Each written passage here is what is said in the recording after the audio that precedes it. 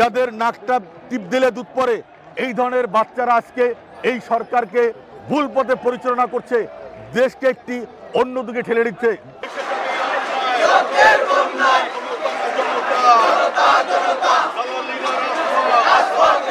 আজকে দীর্ঘদিন ঢাকাবাসী, এই নগরবাসী তাদের একটা ন্যায্য দাবির জন্য আন্দোলন সংগ্রাম করছে।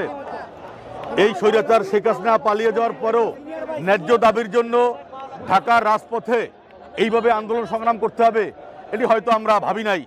আমরা মনে করেছিলাম এদেশের অত্যন্ত বরেণ্য একজন সম্মানিত ব্যক্তি ডক্টর মোহাম্মদ ইউনূসের নেতৃত্বে যে সরকার গঠিত হয়েছে, এই সরকার গঠিত হওয়ার পরে মানুষের যে কোনো অধিকার তিনি সম্মানের সহিত এগুলো দেখবেন বলে মানুষ মনে করে।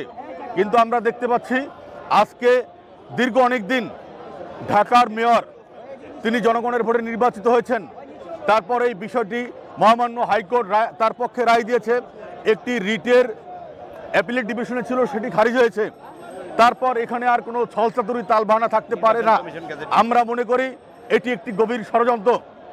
অতীত এই বাংলাদেশের মানুষ তাদের ন্যায্য অধিকার, ভোটের অধিকার, তাদের গণতান্ত্রিক মানবিক অধিকার রক্ষার জন্য আন্দোলন সংগ্রাম করেছে, রাজপথে বুকের তাজা রক্ত দিয়ে সে আন্দোলন সংগ্রামকে সফল করেছে।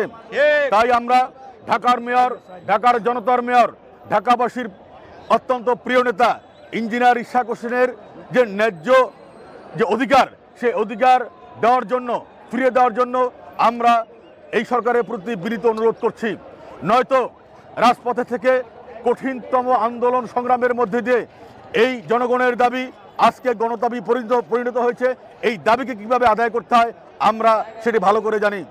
তাই আমরা আমাদের এখন এই সরকারের প্রতি বিশ্বাস রয়েছে, কিন্তু সরকারের ভিতরে কয়েকজন উপদেষ্টা যারা একেবারে সেই চিলড্রেন পার্টির লোক, যাদের নাকটা টিপ দিলে দুধ পড়ে, এই ধরনের বাচ্চারা আজকে এই সরকারকে ভুল পথে পরিচালনা করছে, দেশকে একটি অন্যদিকে ঠেলে দিচ্ছে।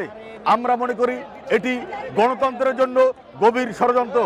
তাই আমাদের আবেদন থাকবে যে আমাদের যেন আজকের পরে আর আন্দোলনে নামতে না হয়। আমরা জানি, দেখতে পাচ্ছি আজকেই ইঞ্জিনিয়ার ইশাক হোসেনকে শপথ বাক্য পাঠ করিয়ে তার যে অধিকার, সে অধিকার তাকে ফিরিয়ে দেওয়া হয়। নয়তো ঢাকাবাসী এর থেকে কঠিনতম আন্দোলন সংগ্রাম করে এই দাবি আদায় করে সারবে ইনশাল্লাহ। আগুন